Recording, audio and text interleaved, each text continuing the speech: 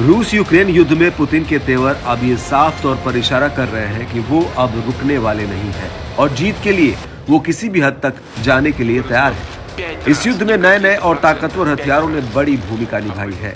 हथियारों के दम पर ही यूक्रेन ने रूस को इतने सालों तक जंग के मैदान में कड़ी टक्कर दी।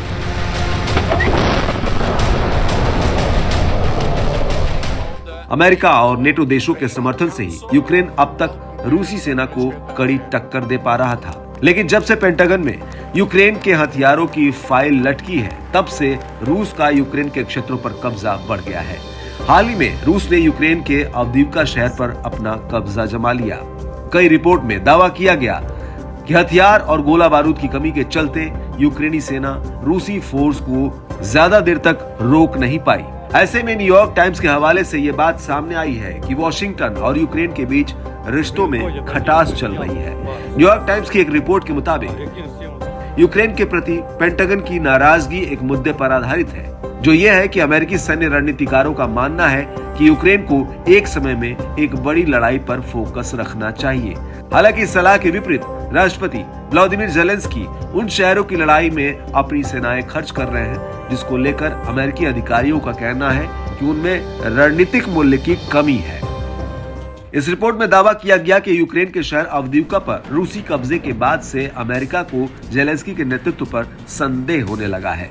अवदीवका यूक्रेन का अहम पूर्वी शहर बताया जाता है। अमेरिका समेत यूरोपीय देशों और नेटो की मदद के बावजूद यूक्रेन के एक और शहर पर कब्जा करना रूस और राष्ट्रपति पुतिन के लिए बड़ी जीत के तौर पर देखा गया। पुतिन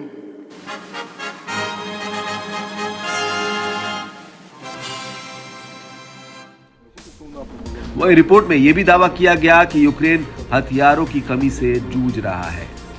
रिपोर्ट में कहा गया कि यूक्रेन इस बात से काफी निराश है कि अमेरिकी राजनीति के कारण मोर्चे पर सैनिकों के लिए गोला बारूद की कमी हो गई है। कई महीनों से अमेरिकी राष्ट्रपति जो बाइडेन का प्रशासन रिपब्लिकन सांसदों के प्रतिरोध को दूर करने और कीव के लिए $60 बिलियन के सहायता पैकेज को आगे बढ़ाने में असमर्थ रहा है। एक रिपोर्ट के मुताबिक अमेरिका ने यूक्रेन को आधुनिक हथियारों की डिलीवरी को धीमा कर दिया है।